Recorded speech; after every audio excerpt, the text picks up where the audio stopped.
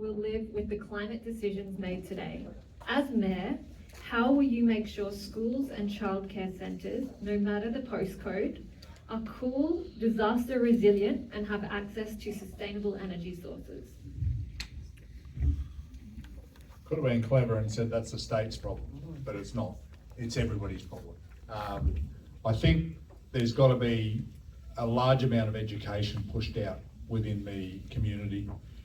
We do need to encourage our schools, our primary schools, our preschools, our childcare facilities, our businesses to start changing over to solar. As I said, living overseas, you saw the change. It took a bit longer.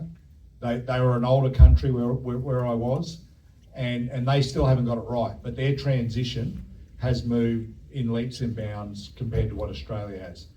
And guess what? Australia has a lot more sun. So they're the things that we've really got to start pushing onto and educating our community and our younger generation and making sure that we do have that in place and that we have put those processes as part of council policy, making sure that we lead by example, use our electric cars, transition over to those. It's not going to be instantaneous, but we've got to start moving in that direction now. The answer to the younger generation, we will get there, but there is a process. David brought up a great point. There is a cost involved in everything, and you've got to understand that cost, because every time I speak to a ratepayer, it's how much is that going to cost? How much is our rates going to go up? And that's a consideration. Shouldn't be, because the environment is extremely important, but it is a consideration we've got to take into account. I agree with Roy. When it's solar power in schools to produce power for air conditioning and cooler, and we should also build the schools buildings so that they're not facing the sun, so that they get coolness, and more trees around the schools to give them shade and more shady areas.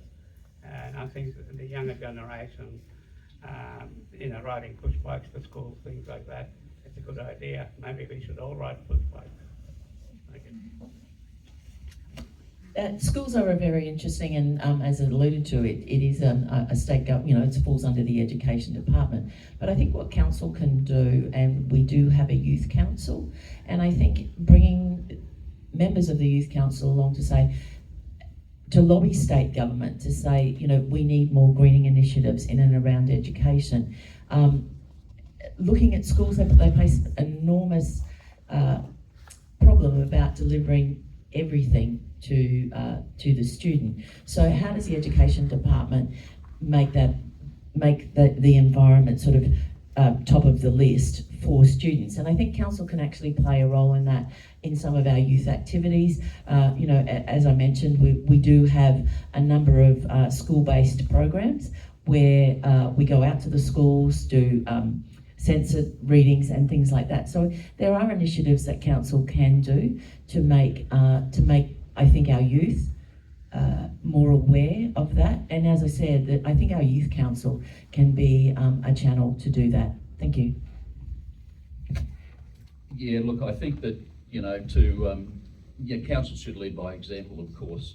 And I think that what Harry was saying there about the solar, but it's never been cheaper to do renewables on your house.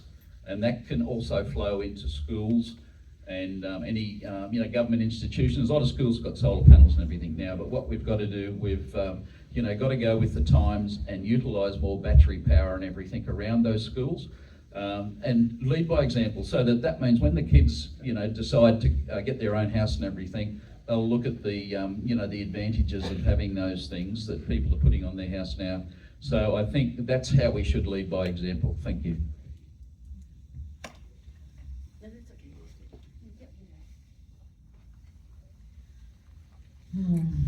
Well, don't worry about the environment being taught in schools. I've just finished with the 27 7-year-olds and teaching them erosion and weathering, but they can't count to 10, they can't write, and the worst skill they have is the ability to speak.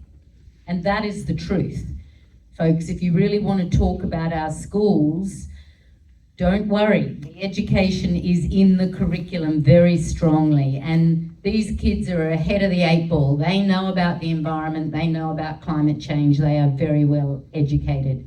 But when you can't walk from the office to get to your classroom without getting drenched in rain because state schools are so suffering with infrastructure, there are other priorities. So you have to look at that. And our education system is quite, sorry David, but it is in crisis.